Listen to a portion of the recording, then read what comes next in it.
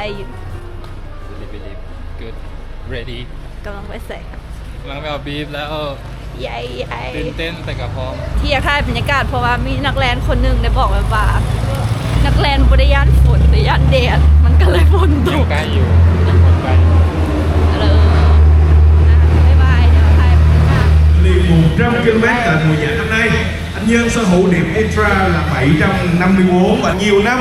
kể từ những ngày đầu anh đến với club đua gồm có vô địch Đà Lạt Ultra Trail 100 km năm 2025 top 3 Việt Nam Trail Marathon Mr. Jiang Jiang Yang เต้นแทนคนแรก67 km 2025 nó không rộng nạp lẫn nhau và xin tha với làm việc quý các bạn cả thời tại Suri người liền ngặt từ World Trail Major Shot năm ra 50 km năm 2025 có quân tại Singunia Mountain Yuji Antasha GTS 2025 và cuối quân tại Sanyong Ultra Race 30 km 2025 đây cũng là lần đầu tiên tôi đi đấu tại Việt Nam và mình kể còn Ford Farm đang trọng nhớ với the track the first round is from start to the streaming đây là lần thứ 3 anh nhớ tham gia VMM không có nhớ tại lần đầu tiên của mình VMM như thế nào và lần này thì có gì khác biệt không so the second question for Trọng Nhớ is this your third time journey VMM and do you still remember your first experience and the VMM and how different it is for this time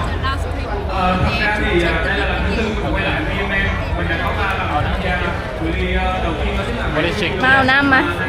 เอาไปบอกชิม 2 lần tham gia 100 km năm 2020 và tiếp sau đó lần này nó không còn lần đầu tiên thì แดงมันชิลล์ก่อน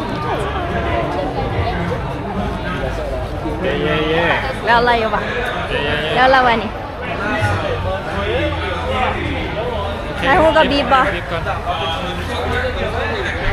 เมื่อนักแลนเจอมาเอาบีบมาถือให้มันชิยอได้หรอปะโบพัมเมื่อนักแลนเจอเสื้อที่อยากได้บรรยากาศเอ็กซ์โปคนกุ้ยdinh dưỡng là cái có thể quan trọng nhất đối với các bạn runner ở mọi cự ly dù mọi người có tập luyện như thế nào tập luyện nhiều hay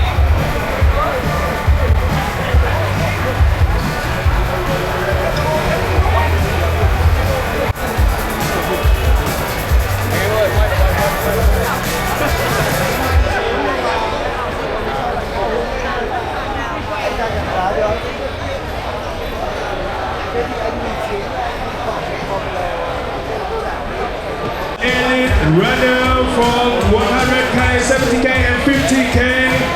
go to the main stage for group picture. Kính thưa quý vị và các bạn lớn và ngay tiếp theo sau đây tại khu vực sân khấu chính chúng ta sẽ là buổi gặp gỡ và giao lưu với các vận động viên elite, các vận động viên ở tuần hàng bắt đầu của các cự ly 100 km, 70 km và 50 km.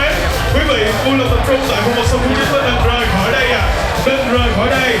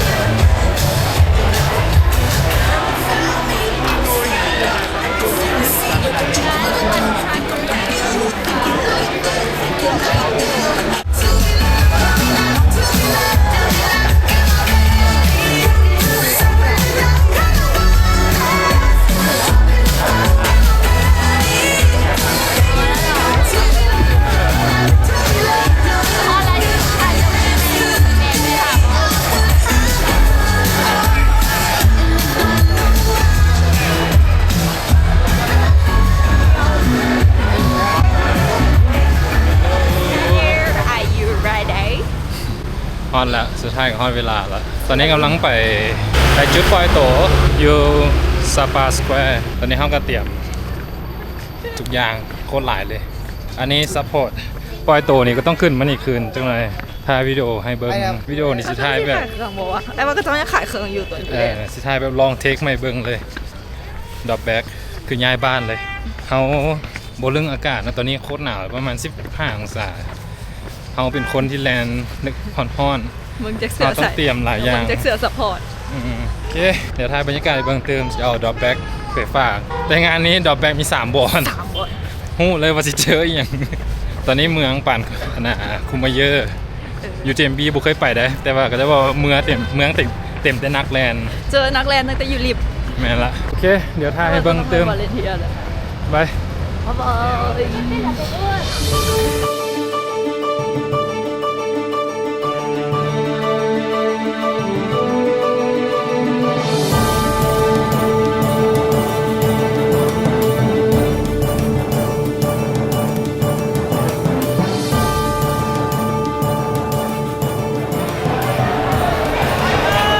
Now, we will clap together. Và bây giờ đây, chúng ta sẽ cùng nhau vỗ tay nào. Everybody. Các bạn hãy cùng vỗ tay theo nhịp chúng tôi nào. Hands up. Put your hands up các bạn ơi.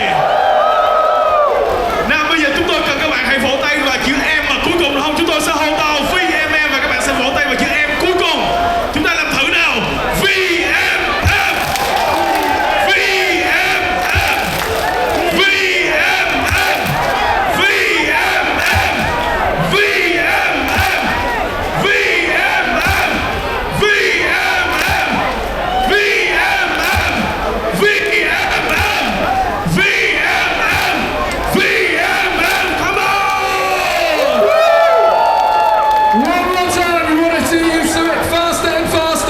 We go!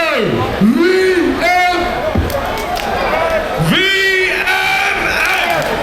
VMM! VMM!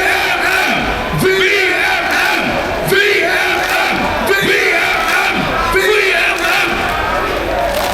Woo! Here we go! 10 more minutes to go! The time has come to world. The time has come to Everybody! the time has come to Are you ready? Louder! Are you ready? my finger. I want everybody to count out together with us. Are you all right?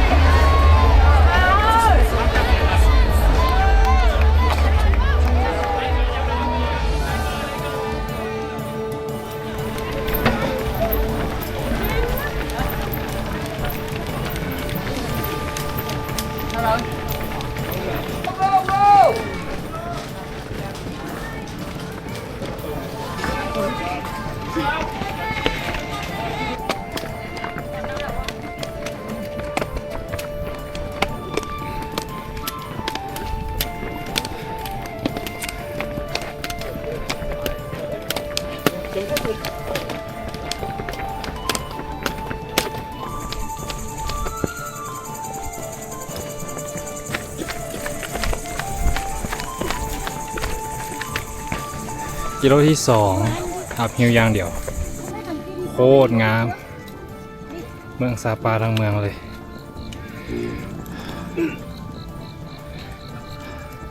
เอาท่องเที่ยวเนาะบ่ฟ้าว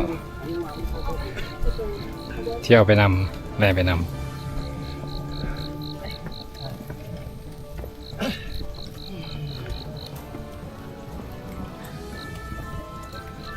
โอเค ไปกันต่อ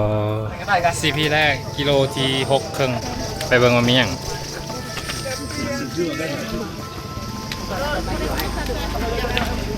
cà phê đó Thái. Có cà phê không? Em tí, lấy hạt cái anh ơi. Cà phê nhấp. Ê, em gửi cà phê với ạ. Đây Cường ơi. Đây anh ơi. Anh có cà phê đen đèn xuống á. วุ่นวายพวกน้ำหมักกล้วยแล้วก็แฮมเมอร์เนาะ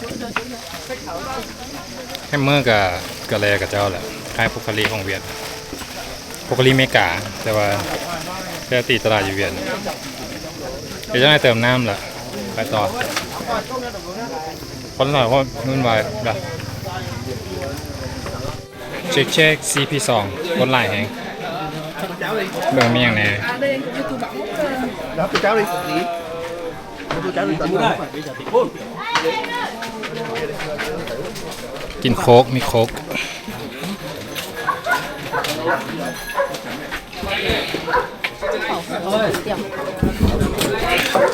โอ้ไม่โค้กกระทิมโรเลยโอเคเอาไปก่อนมันมีโซนของกินอยู่นี่ก็จะค่อนข้างต่ำซ้ายต่ำขวาแล้วไม่โพอย่างโอเค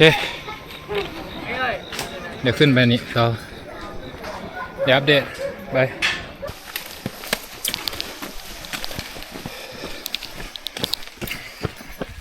ตอนนี้บทายแล้วเมื่อกี้ออกจาก CP มาเราเขาแบบรถติดเนาะแต่ทางมันแบบคนหลายๆได้กินยาสูบต้องเข้าใจว่าสตาฟสูบเป็นบักนักแลนสูบน้ำระยางนั่นช็อกเลยกูแล้วกระเป๋าควรใส่คนที่ว่าอยู่ข้างหลังทางหน้านี้รถมันติดว่าน่าเสือเลยอันนี้เขาเจอช็อกเนาะเล่าให้ฟังยอมไม่ดีสิดูดก็ดูดได้แต่ที่จริงแต่ต้องไปดูดบอลที่มึงรบกวนคนอื่นโคตรสนตีนเลยว่าอยากเบ้าคำหยาบอยู่ในคลิปแต่นั้นเป็นเขาเจอช็อกที่ฮับบ่ได้ดีแบบมึงเจ้าอยากดูดมาดูดเนี่ยเป็นอย่างเรื่องของเจ้านะแต่เจ้าพวกควรรบกวนคนอื่นโอเคเป็นอย่างออกมาจากCP2แล้วกำลังไปต่อตอนนี้กิโลที่15เช็คไฟที่เท่าไหร่ปุ๊บตอนนี้คนยังหนาแน่นอยู่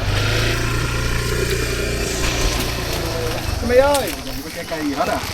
Ở đây chè điểm nước anh ạ. Khoảng hơn 4 cây nữa là mới có đồ ăn ạ.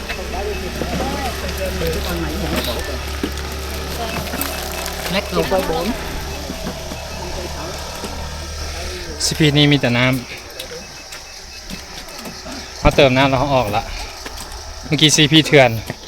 เขาเจ้าก็ขายนั่นขายนี่โอเคไปต่อตอนนี้กำลังโอเคอากาศเย็นนะเดี๋ยวไปต่อกันไปกิโลที่3ไปแล้วดีอยากให้เบิ่งอันนี้ผมว่ากล้องเห็นบอกแต่นั้นเป็นสายคือหมดเลยโคตรงามคนเป็นสายซอกแซกก็ดีตอนนี้กิโลที่3ไปทุกอย่างกำลัง ไปตามแผนบอกว่าต่อไปจะเป็นยังไงเดี๋ยวตอนนี้ทุกอย่างตามแผนท่องเที่ยวเนาะตอนนี้โอเคช่วงดึกก็สิประมาณนี้เด้อบ่ได้ถ่ายอย่างให้เบิ่งหลายมันบ่เห็นเดี๋ยวสิไปจัดเต็มตอนเช้าให้สีท่องเที่ยวแบบงามๆคิดว่าพอที่ผ่านมาก็วิวตอนดึกก็ยังงามละบ่ฮู้ว่าตอนเช้าสิส่ำใดเดี๋ยวไปเบิ่งตื่มสิเป็นยังไงไปเช็คตอนนี้2 โมงกิโลที่26หนักเลยหาถึงขึ้นอัพฮิวมาตอนนี้เจอ CP ละเดี๋ยวเติมน้ำอาการโอเคดีกุดโอเคเดี๋ยวถ่ายบรรยากาศเลยบ้างข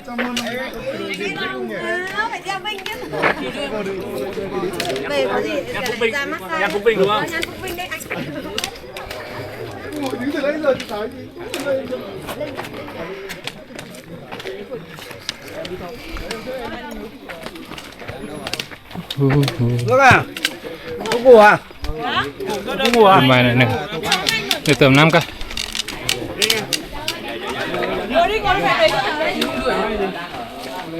CP นี้มีบริการนวดนำก็ดีบริการนวดเติมน้ำไฟลายเสียเวลา ở đây cũng có lấy cái nước lọc và pha với gói của Dung. อันนี้มัน CP โทปัสอาจจะหูอันนี้มัน finish line ที่เขาต้องมาอีก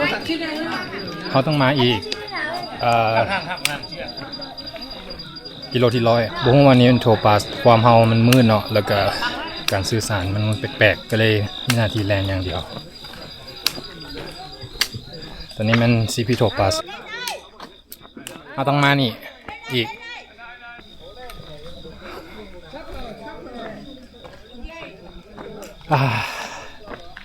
เดี๋ยวเจอกันอีกกิโลที่100แล้วก็เขามีพักอยู่ในน้ำเนาะ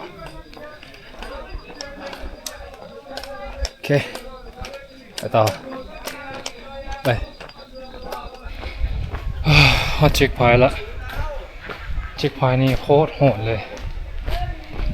เดี๋ยวเติมก่อนแล้วสิมาเล่าให้ฟัง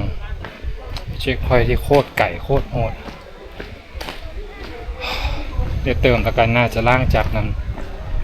เดี๋ยวสิมาเล่าให้ฟัง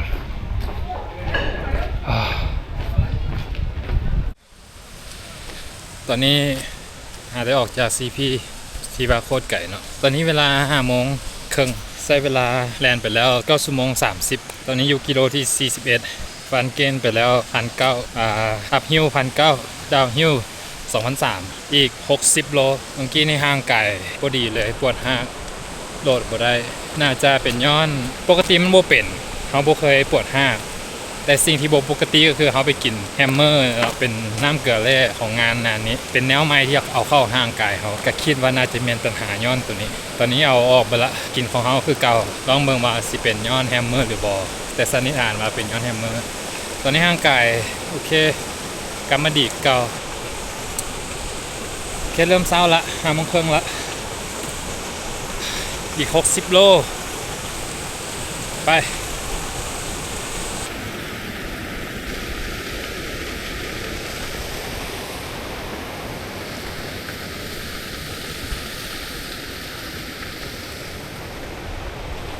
เช็คอันนี้คนตอนนี้กำลังรวมกับ75ละตอนนี้ขอหยุดถ่ายวิวก่อนวิวสุดยอดตอนนี้กิโลประมาณ45ละ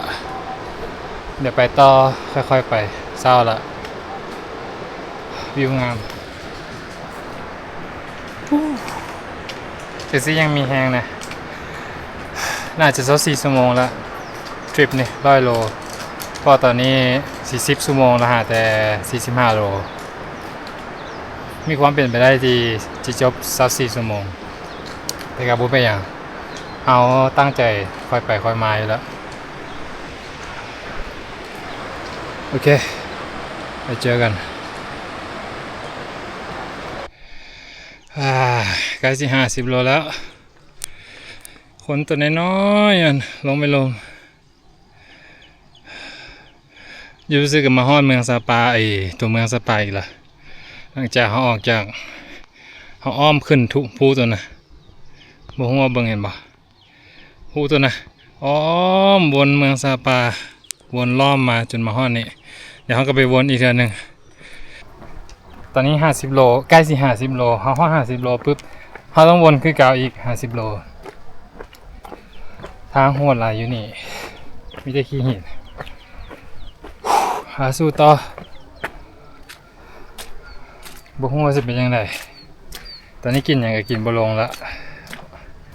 ห่างไก่แอนตี้ละ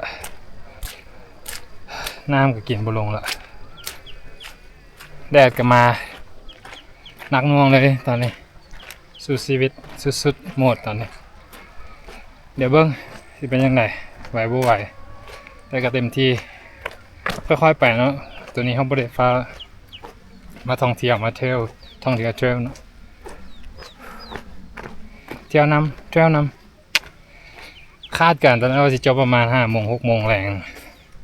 ตอนนี้น่าจะไปฮอด8 โมงละน่าจะไปฮอด24 ชั่วโมงแล้วประมาณนั้นโอเคเดี๋ยวอัปเดตต่อ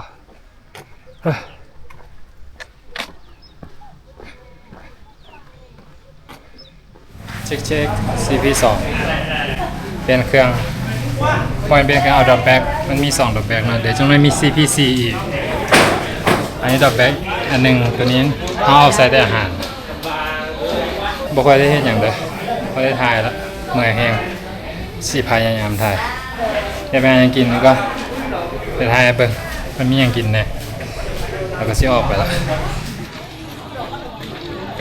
cái đồ 133 นี่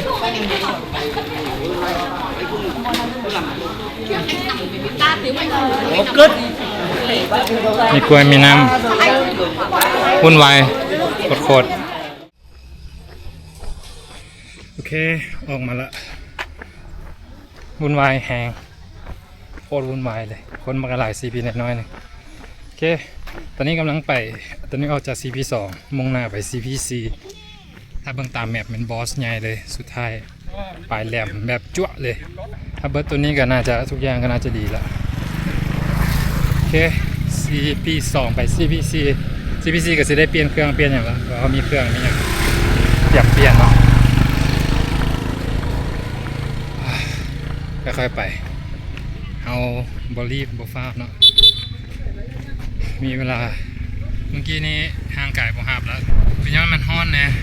แล้วก็บวกกับเขาอยู่ความสูงระดับนี้ตลอดเนี่ยเขาไม่ได้ซ้อมอยู่นี่ตอนนี้มันความสูง1,400แล้วซ้ำอยู่ผาด่างผาใดแลนอยู่นี่ตลอดโอเคเบิ้งจะเป็นยังไงหัวหน้าตัวสุดท้ายละกับตัวสุดท้ายหรอกหัวหน้าใหญ่ไป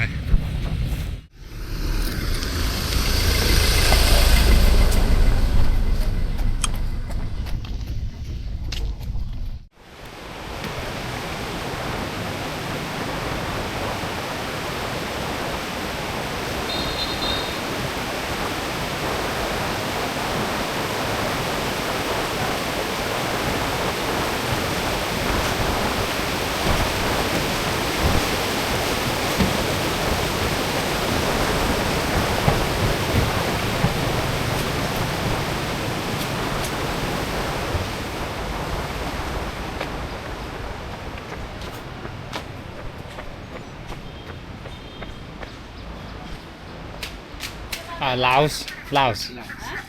Iya, I'm Vietnamese but in Singapore.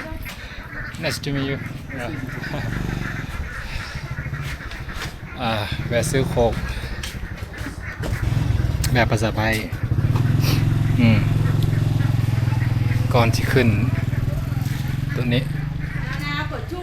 โคตรโหดอ่อนแหงกันเลยงั้นก็ไปเกือบบนทันคันออฟ นี่ฮัดออฟอยู่ตอนนี้ชิวไหลแล้วชิวไหลเลยลืมเบิงโมงมานานเลย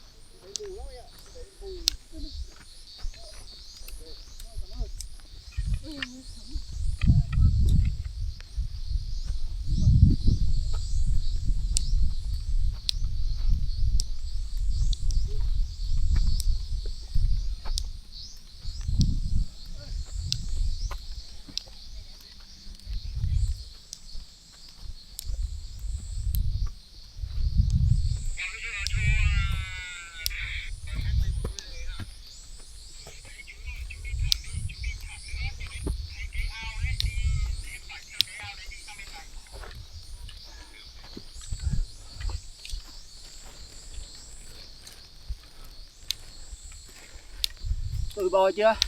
Đây là đồi bò rồi anh ạ. Đỉnh đồi bò đây rồi ạ. Nó cờ là đến đây. Vâng. Bây giờ đi xuống.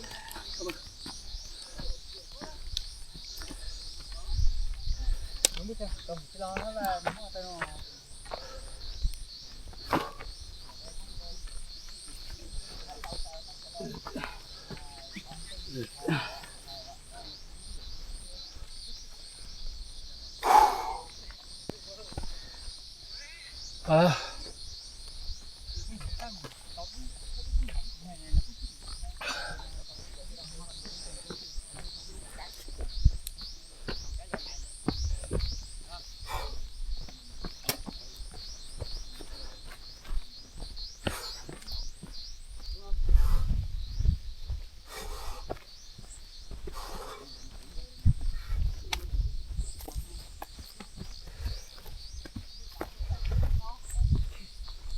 ัลโหล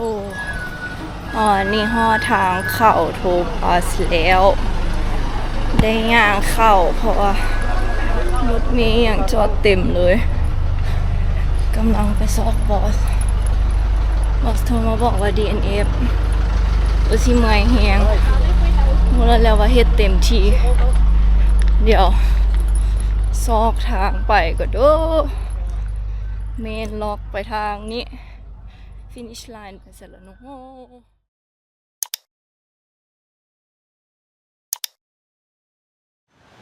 ฮัลโหลเช็คพอดีออกไปนอกตอนนี้กำลังจะไปซื้ออย่างก็เลยสิมาสรุปเรสให้ฟังเนาะว่าเขาเจออย่างแน่ประสบการณ์เป็นอย่างไรเขาสิแบ่งออกย่อยๆเป็น2อย่างเนาะก็คือตัวเขาเองแล้วก็สภาพแวดล้อมที่เขาเจอก็คือสนามนั่นแหละเนาะอันนี้ว่าผลสรุปก่อนนะสรุปเป็นเฮาหัน DNF เนาะ DNF ในกิโลที่81.6 ประมาณนี้เนาะไล่เป็น82ตอนนั้นมันผ่าน A5 ไปแล้วเนาะผ่าน A5 ขึ้นอัพฮิลไปประมาณ200เมตรเกณฑ์200อัพไปประมาณเกณฑ์200แต่ว่าตัดสินใจ DNF เพราะว่าปัจจัยหลักๆก็คือเอาเริ่มต้นกันตั้งแต่เรื่องจากการจัดงานที่ผ่านมาก่อนเนาะงานนี้นี่มันเขามาร์กไว้เป็นเลสเอของปีนี้2025แล้วสมัครมานี่ตั้งแต่เดือนหนึ่งตั้งแต่เพิ่นพากันเปิดสมัครแต่ว่ายังบ่แน่นอนว่าเขาสิได้มาบ่เอาสมัครไว้แต่ว่าใจเขาก็อยากมานำแวนเนาะแต่ก็อยากพาเพิ่นมาเรียวเลยเขาก็เลยแบบยังบ่แน่นอนยังบอกบ่ได้ตอนนั้นแต่ว่าสมัครไว้ก่อนกลับมาเรื่องงานเนาะเรื่องงานนี่เริ่มต้นเลยไปเอาบีฟงานก็ถือว่าสแตนดาร์ดทุกปีเพิ่นจัดบอลเก่าตลอดเนาะก็อยู่สปาสแควร์เนาะมันจะเป็นเดินกว้างๆประสบการณ์ไปเอาบีฟนี่ก็ถือว่าแปลกใหม่เนาะแต่มานี่เขาเจอช็อกหลายอย่างคือประสบการณ์ไปเอาบีฟนี่แม่นบ่ได้กวดอุปกรณ์บังคับไปห้องหน้างานแล้วบ่ได้เช็คเลยแต่ให้เฮาเซ็นว่าเฮามีอุปกรณ์บังคับครบก็คือง่ายๆว่าเจ้าบ่ต้องเอามีอุปกรณ์บังคับตามที่เจ้าเว้าก็ได้แต่ว่าเจ้าแค่ไปเซ็นมันจะมีครบแล้วตัวนี้ก็ช็อกอย่างนึงคำถามอยู่ในหัวเขาเราสิบอกเขาเตรียมเป็นอย่างอุปกรณ์บังคับถ้าเจ้าบ่ได้กวด อันนี้ก็เป็นอันนึงที่เขาชอบเนาะอันที่2แมนหลังจากไปเอาบีฟทุกงานมันก็มีเสื้อแข่งเนาะเสื้อแข่งกับเสื้อที่ระลึกมีอย่างก็ว่านี่ก็เป็นส่วนหนึ่งของงานถามว่าสำคัญบ่มันก็บ่ได้สำคัญขนาดนั้นแต่ถามว่ามีดีก่อนบ่แมนมีดีก่อนเพราะว่าเสื้องานนี่มันก็เป็นหนึ่งในปัจจัยเนาะคือตัวอย่างคน21โลหรือว่า10โลอะไรเงี้ยสั้นๆก็จะสิ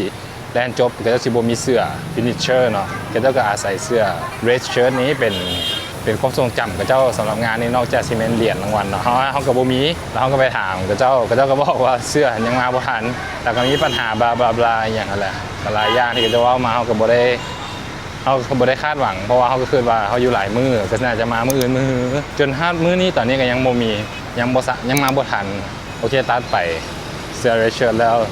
บีฟแล้วมือต่อมาบีฟนี่สิเป็นเจี้ยเนาะถือว่าค่อนข้างสำหรับส่วนตัวทางผิดหวังเพราะว่าคืออันนี้เขาไม่ได้บูลลี่หรืออีกอย่างแต่ว่าเป็นงานระดับนี้นะบีฟมันควรเป็นพลาสติกเพราะว่าหู้อยู่แล้วว่าระดับ100โลมันมีดรอปแบ็คเขาต้องมีการทอดเข่าของบีฟเพราะว่างานหลายๆงานที่เขาไปมามันก็เป็นบอใช้งานใหญ่งานน้อยมันก็เป็นพลาสติกเบิดมันก็บ่ให้มันขาดง่ายใช่ถ้าสมมติขาดมันก็ยากคนแลนหลังจากบีฟมาแล้วนะเอาห้องกระตันมือต่อมาเลยตัวนี้ข้อดีเขาก็ต้องย่องเพิ่นตัวอย่างเขาว่าเขาโบสะดวกเขาโบมักก็ต้องได้เว้าตามความจริงเพราะว่าเขาก็เป็นหนึ่งในผู้เสียเงินจ่ายเงินไปแข่งเขาก็ต้องได้เว้าตามสิ่งที่เขาได้ยินครับฮู้มางานเปิดโตถือว่าใช้ได้เลยสุดยอดมีอีลิทของเวียดนามเนาะมาซอยเปิดถือว่าคึกคืนเห็นได้ด้วยดีถือว่าตื่นเต้นระดับหนึ่งเลยแหละก็เป็นอีกแบบหนึ่งส่วนงานเปิดโตนี่มีอย่างหนึ่งที่ว่าอันนี้ก็ขอว้าวอีกอย่างหนึ่งเนาะบ่เคยเห็นในกรณีงานแลนที่เขาเคยไปมาหลายงานนะแมนเพิ่นสิบ่กั้นเลยเพิ่นสิบ่กั้นนักแลนหรือว่าคนเบิ่งเลยสิมั่วซั่วสะไปเบิดเลยคือตอนเขาสิแลนเขาสิเปิดโตก็จะสิกั้นนักแลนให้เข้าไปบล็อกก็สิเตรียมโตแลน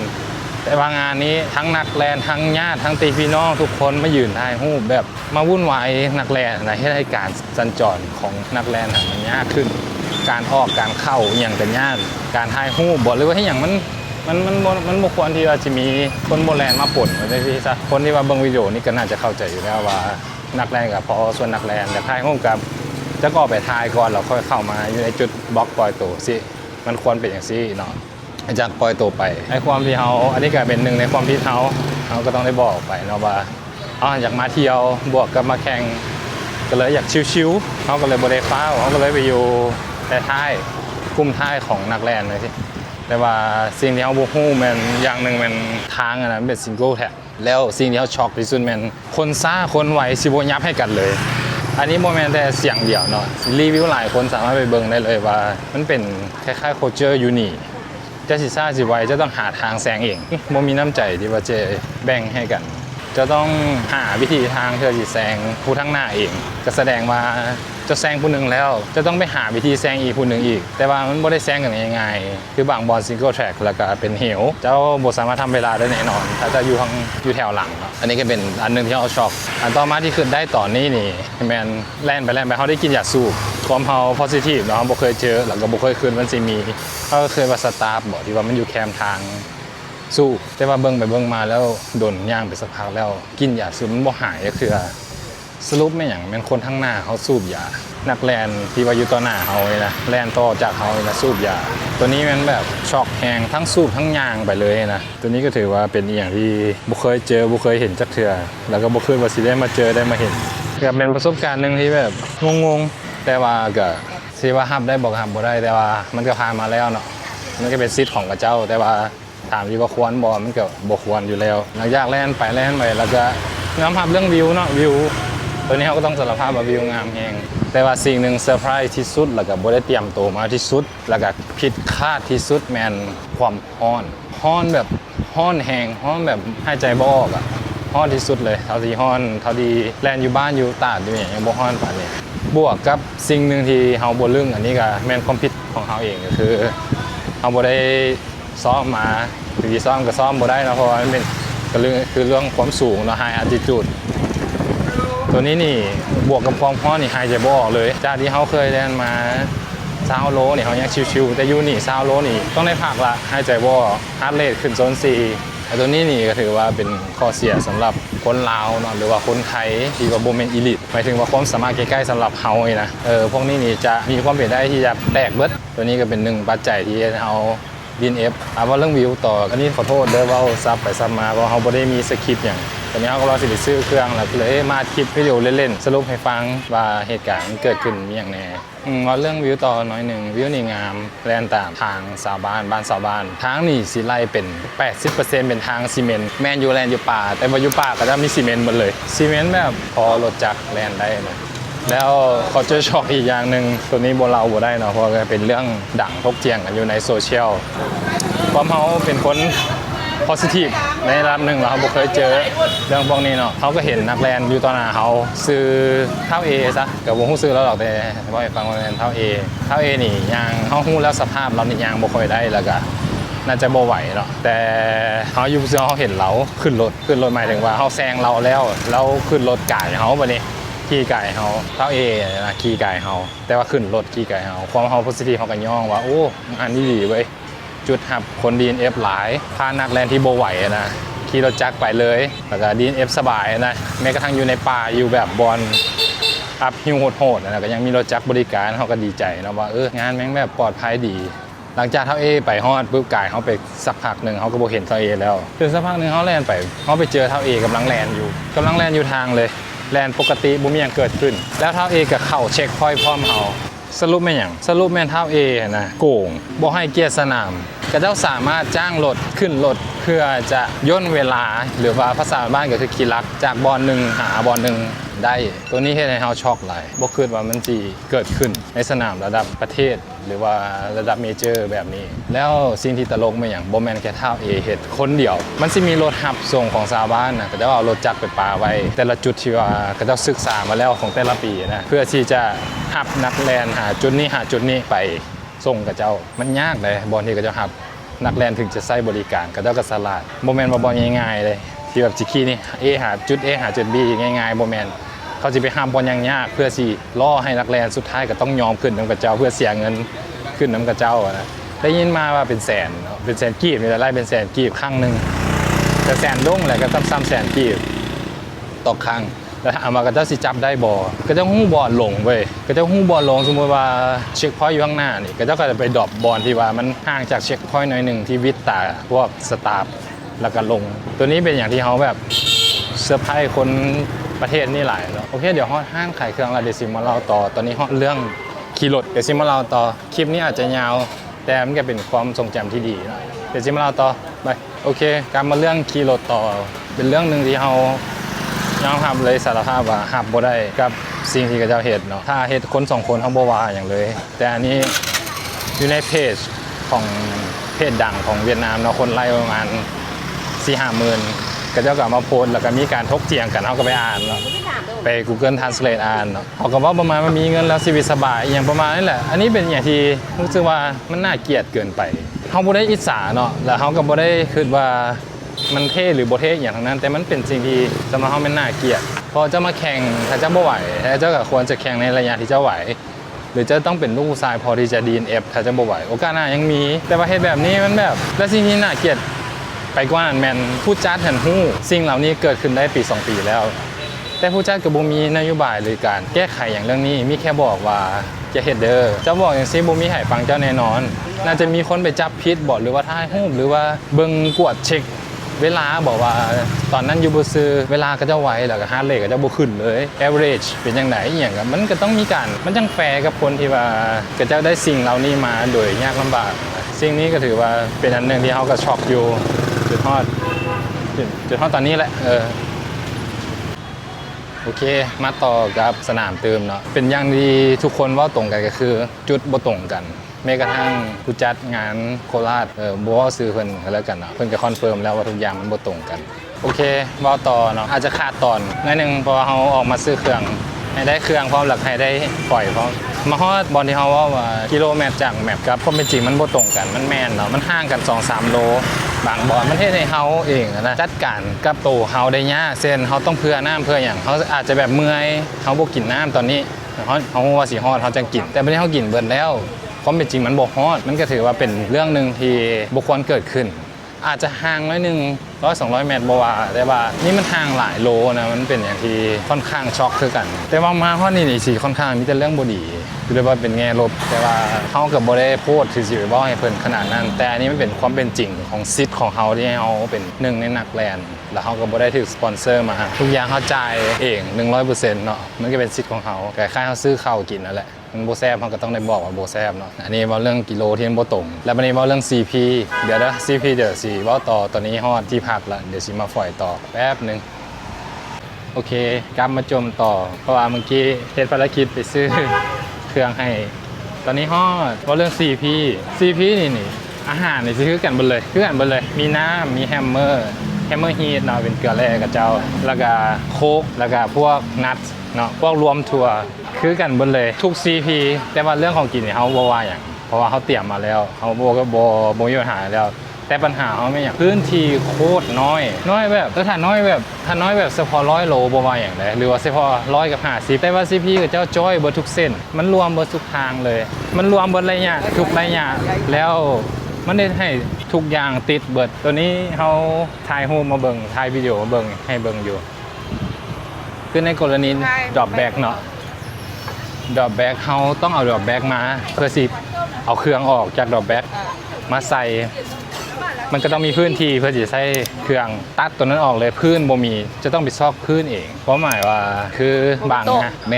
งานมันต้องมีโต๊ะมีอย่างเขาวางเครื่องวางของอย่างน้อยบ่มีโต๊ะแต่ก็ต้องมีพื้นที่สะอาดหรือว่าอย่างแต่อันนี้แบบตัวนี้เฮ็ดได้ขี้ร้ายแห่งคือว่าขี้ร้ายแห่งแล้วก็ตังนี่ได้ตังก็จะนั่งได้ตังวุ่นวายขนาดจะคนนอกคนอย่างเข้ามาแบบเป็นบอลที่เขาบ่สามารถแบบส่วนหลาย CP นะสำหรับนักแลน CP ไม่แม่นบอลที่ว่าสิให้นักแลนหิ้วใจนักแลนได้หลายที่สุดให้นักแลนได้พักผ่อนได้เจอเครื่องของตัวเองแต่ว่าไป CP อยู่สนามนี้ไหมรู้สึกว่าแบบไม่อยากเข้า CP เลยมันวุ่นวายก่อนแลนปกติอีกยังไม่กระเป๋าเสียแต่ว่ามี เสียอีกแต่ว่าอีลิททานหนึ่งของไทยเนาะอีลิทค่ายอัลตร้าเนาะบอกว่าซื้อเราว่าบอกเลยเราว่ากระเป๋าเราเป็นคนละบอลเราบ่มีดรอปแบ็กอันนั้นก็ซวยไปแต่ของเขากระเป๋าอยู่ทุกบอลถึกเบิร์ดแต่ว่าบ่ได้ใส่เลยใส่แต่ CP AC ใส่แต่อันเดียวฟินิชกับเขาบ่จบอันนั้นเป็นความผิดเฮาแล้วก็ตัว A5 ก็บ่ได้ใส่ AC ก็บ่ได้ใส่โอเคมาฮอดอีกเรื่องนึงพอดีขึ้นออกอันนี้เขาสิเว้าแบบสดๆขึ้นออกกับว่าขึ้นบ่ออกกับบ่เว้าเรื่องนึงเป็นความน่ารักของชาวบ้านเนาะตัวนี้ก็ต้องให้เครดิตกับเจ้าแกจะเอา CP เถื่อนมาขายจังได๋ CP เถื่อนแม่นก็จะเอาหน้ามาอย่างไปขายอยู่เทิงฮะแล้วคล้ายๆว่ารัดไว้แต่ว่าเรื่องราคานี่ก็แห้งเอาเรื่องเลยอยู่เทิงภูอยู่อย่างอยู่วอน AC ก็มีแต่ว่าราคานี่แห้งนี่ไปสั่งก่อนไปบ้านฉาเลยนั่งเทิงก็ได้พิเศษเย็นโอเคตอนนี้ฮอต CV เถื่อนเรื่องดีเรื่องงามเขาก็ต้องย่องกับเจ้าเนาะก็คือดีว่าแหละเขาบ่มีสคริปต์เป็นการเราแบบตามอารมณ์เลยโมซั่วไปเบิดแต่ผู้ใดทนบ่ได้ก็รีโมทอยู่ใกล้ทานรีโมทอยู่ใกล้ทานถ้าผู้ใดทนฟังไปเพราะว่าเขาบ่ได้แม่นมืออาชีพอย่างขนาดนั้นเขาก็มาเล่าประสบการณ์ที่เขามาให้ฟังว่าเรื่องทางต่อหน่อยนึงทางนี่ที่ว่าถ้าบ่ตัดสิ่งที่เขาเจออุปสรรคพวกนี้นะสิเป็นทางที่โคตรงามเลยมันสิเป็นทางถนนที่แบบมันเป็นทางป่าแต่ทางป่าที่ไปเฮ็ดถนนอยู่หั่นประมาณ20 เมตรพอมีรถจักรนะขี่ไป20 เมตรหรือ20 เซน20 เซน20 เมตรกว้างนี่นะ20 เซนประมาณ20 เซนนี่แหละ20 เซนรถจักรส่วนกันบ่ได้ถ้าส่วนคันนึงต้องลงข้างทางก็จะเอาไว้ใส่นี่แหละสาเหตุนี่แหละที่ว่าพวกเขาเจ้ามาหับจ้างเอาคนขึ้นรถไปนะได้ทางน้ำผ่านหมู่บ้านผ่านแบบเอาริบบิ้นไปปักอยู่หมู่บ้านเลยถ้าไม่ได้ปักอยู่ลาวถึกดาวแน่นอนอันนี้ก็จะไปปักอยู่หมู่บ้านแบบว่าหมู่บ้านก็เจ้าก็ให้ความสะดวกงานนะถือว่าน่าฮักอันนี้ก็ถือว่าต้องแน่เครดิตกับเจ้ากับเรื่องสิ่งที่จะย่ออีกอย่างนึงคือริบบิ้นบ่มีหลงเลยริบบิ้นโคตรทีไอ้บ่ได้ใส่ GPX เลยบ่ได้ใส่เลยบ่ได้เบิ่งโมงเลยแบบอุ้ยรู้สึกฟินขนาดแล้วก็มีรีเฟล็ก 3D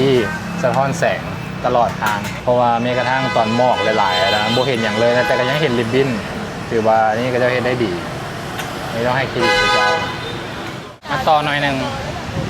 ไปหาจะกินข้าวต่อจากเมื่อกี้แล้วเนาะเรื่อง โอ้ย bless you Thank you เนื่องจากเรื่องสนามเนาะสนามนี่ยอมรับเลยว่าถ้าว่าเอาสิ่งที่เขาเจอ culture shock ออกตัดออกหมดเลย เรื่องส่วนตัวออกให้10 เต็ม 10เลยความงาม เพราะว่าตัว Elephant Mountain ตัวไฮไลท์ A2 A3 A4 ตัวนั้นเกณฑ์ขึ้นพันป่ายลงพันป่ายแค่ระยะทางแค่7 โลถ้าเกณฑ์พันป่ายอยู่สนามอยู่ไทยเนี่ยนะประมาณ30 โลประมาณนี้30 โลแต่อันนี้ภายใน7 โลจะต้องขึ้นเกณฑ์พันป่ายแล้วก็ลงอีกพันป่ายภายในเวลาคัดออฟ A3 หา A4 แค่2 ชั่วโมงจะต้องเฮ็ดให้ได้ตัวนี้แหละถือว่าเป็นช่วงเวลาที่โคตรทรมานแล้วก็เมื่อยแฮงช่วงหนึ่งบวกกับแดด เผาเรื่องแดดกลับมาเลย มาเรื่องแรกกันมาเลยฮ้อนแหงโอเคครับมาเรื่องอันนั้นต่อเรื่องความงามโฆษณางามยอมรับว่างามแห่งผ่านหมู่บ้านมงผ่านภูเขาเห็นเมืองเห็นคนตัวน้อยๆเห็นพวกอีลิทที่แถวหน้านะตัวน้อยๆเลย อันนี้ก็ถือว่าเพิ่นใช้พื้นที่นั้นได้ดีหลายงามหลายอันนี้ก็ต้องยอมรับจุดนี้เนาะก็สุดท้ายแล้วก็ถือว่าเฮาแค่ช็อกเรื่องส่วนตัวของนักแลนกับสิ่งที่เฮาบ่ค่อยเห็นมันก็เฮ็ดให้ขาดความมวลกินความมวลส่วนหนึ่งของเฮาไปแต่ถามว่าเรื่องวิวเรื่องวิวเนี่ยมันเป็นของเมืองเนาะมันเป็นของผู้จัดมันคนละพาร์ทกันอันนั้นถือว่าเมืองสปาแลนด์เที่ยวเมืองสปานี่ถือว่างามสุดยอดตัวนี้ให้10 เต็ม 10เลยเดี๋ยวต่อไปสิเว้าเรื่องโตเฮาเองเป็นพาร์ทสุดท้ายที่เฮาสิเว้าเกี่ยวกับสนามนี่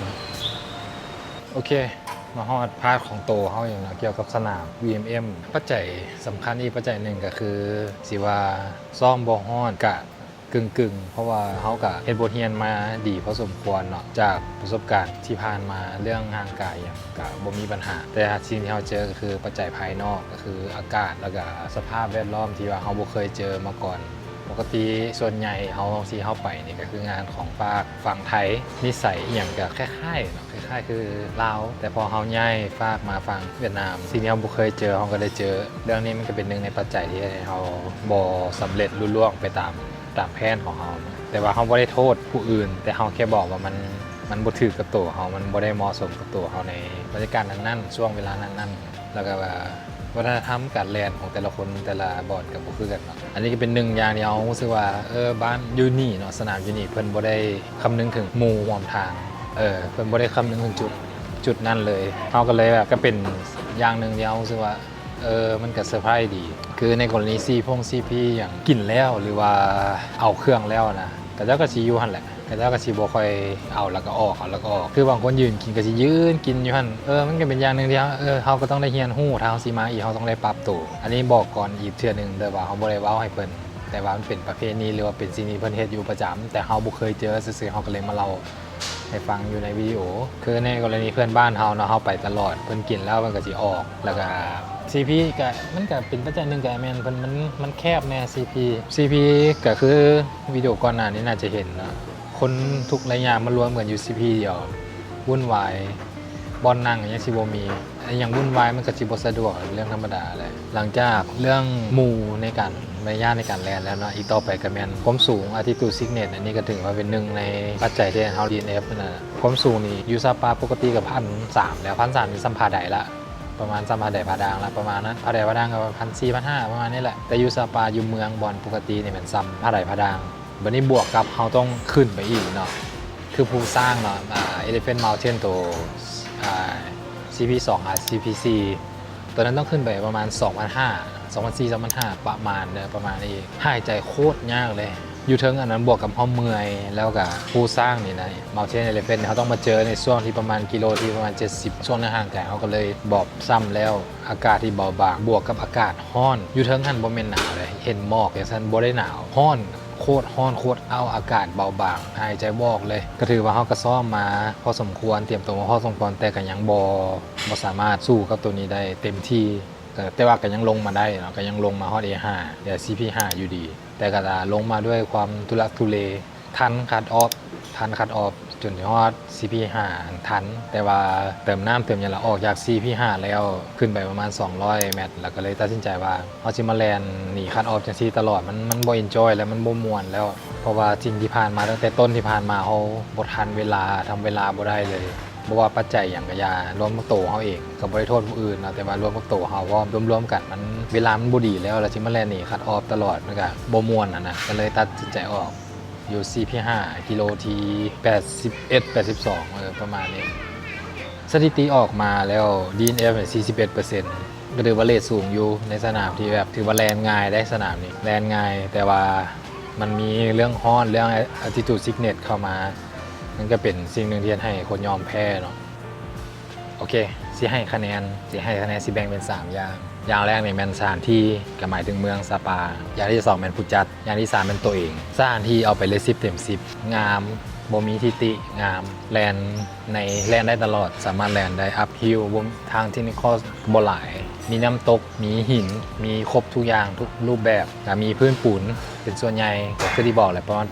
80%ก็เอาไป10 เต็ม 10ผู้จัดบัดนี้ผู้จัดอันนี้เป็นความคิดส่วนตัวเนาะผู้จัดให้4 เต็ม 10ภาพที่เราเห็นอยู่ในโลกโซเชียลแมนทุกคนต้องเอาภาพตัวเองสวยงามมาโซให้ผู้อื่นเบิ่งอยู่แล้วผู้จัดนี่ฮักหลายอย่างคือการ organize ดีอยู่แต่ว่าบ่สามารถเฮ็ดในสิ่งที่ตัวเองแจ้งได้ก็คือในตัวอย่างเสื้อ finisher กับเสื้อ red shirt นะยังบ่มีให้นักแล่น2มาจัดการกับระบบคนขี่ลักกันก็ยังบ่ได้ที่ว่าขี่รถขี่หยังบ่ได้สามารถน้ำทาบ่มีออปชั่นเลยพวกแป้งพวกอย่างที่ว่านักแล่นต้องการแท้ๆนะพวกแป้งพวกขนมอหย่างของหวานอหย่างนะบ่มีเลยอันนี้เป็นความมักส่วนตัวก็ว่าได้แต่ว่าเท่าที่ไปมาทุกงานก็ต้องมีแบบนี้วันนี้อันที่3ที่จะให้ก็คือตัวเฮาเองนี่ให้6 เต็ม 10เพราะว่าเฮาก็ถือว่าค่าไป4ในแมนย้อนว่าเฮาลืมเฮ็ดเรียกบ้านตัวที่ว่าคนหลายมา1นี่แมนเฮาพลาดตัวนี้อันนี้เฮาก็ต้องโทษตัวเอง2มาแมนเฮาลืมไปว่าซาปามันอยู่สูงเฮาต้องได้ไปฝึกตัวเรื่องความสูงนี้แรงกดอากาศ attitude sickness นี้เอาอย่างเฮาก็บ่ได้กิน3มาเฮาชิลโพดเฮาก็ใจดีเกินไปที่จริงเฮาสามารถแบบนิสัยแบบเฮ็ดขึ้นนิสัยกับเจ้าอยากแซงกับเบียดต่ำไปเลยแต่ว่าเฮาเฮ็ดบ่ลงแล้วเฮาบ่ได้ฝึกสอนถึกมาเฮ็ดแบบนั้นน่ะเฮาก็เลยเฮ็ดบ่ลงตัวนี้ก็เลยฮักให้ตัวเองกับบวกกับอีกอันนึงก็แม่นประมาทสนามเกินไปเพราะว่าเข้าใจมาเสมอซาปาเป็นเมืองแห่งหมอกมันก็สิหนาวเตรียมเสื้อไว้3ตัวอยู่ในกระเป๋าแลนเนี่ยบ่ได้ใส่เบิดเลยบาสิใส่ไปใส่เสื้ออยู่ CP เป็นเสื้อกันแดดที่ว่าคิดว่าตัวเองบ่ได้ใส่แท้ได้ใส่ตัวนั้นส่วนเสื้อกันหนาวมันมีเสื้อกันลมเสื้อกันฝนแล้วก็เสื้อซับในกันหนาวก็บ่ได้ใส่เลยอันนี้ก็เป็นอย่างนึงที่ผิดพลาดสรุปแล้วก็เป็นบทเรียนฝากบทเรียนนี้ไว้ในวิดีโอให้มูได้เบิ่งกับตัวเองได้เบิ่งในอนาคตถ้ามีโอกาสได้มาอีกก็อาจจะมาอีกแต่ว่าถ้าไว้นี่น่าจะบ่แน่นอนโอเคเอาประมาณนี้ก่อนตอนนี้ก็อยู่หน่อยบ่ายเนาะสนามบินกำลังสิกลับบ้านละกลับลาวละมีโอกาสได้ไทยให้เบิ่งเติมว่าสนามใดสิไปต่อไปโอเค thank you bye